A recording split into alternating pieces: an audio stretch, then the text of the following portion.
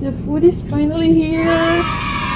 This one is their vegan meal. There's salad, fruits, green rice with beans and tomato sauce, with corn dish, bread, raisins, butter.